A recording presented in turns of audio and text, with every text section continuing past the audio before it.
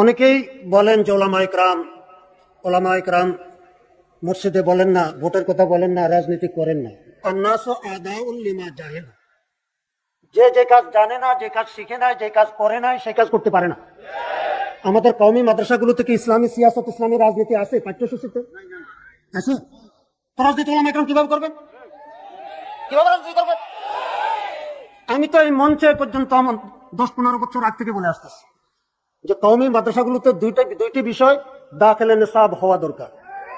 পাঠ্যসূচিতে দুইটা বিষয় অন্তর্ভুক্ত হওয়া দরকার। একটা হলো ইসলামী সিয়াসত, ইসলামী রাজনীতি।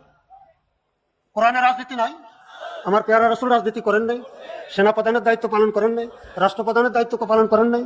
তো এগুলো কেন কওমি মাদ্রাসার নিসাবে থাকবে না? আমরা শিখেছি চাঁদা কিভাবে কালেকশন করব, রশিদ বই নিয়ে কার কাছে যাব, কিভাবে যাব।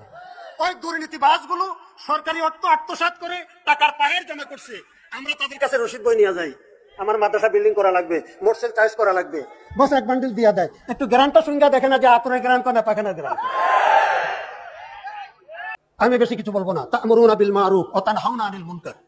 বর্তমান দেশে সবচাইতে বড় মুনকার, সবচাইতে বড় অন্যায়, রাষ্ট্রীয় সম্পদ লুণ্ঠন করা হচ্ছে। ইজ্জত তুফিজাল ফাইউ দুয়ালা, কিয়ামতের আলামত রাষ্ট্রীয় সম্পদকে নিজের বাপদাদার সম্পদ মনে করবে।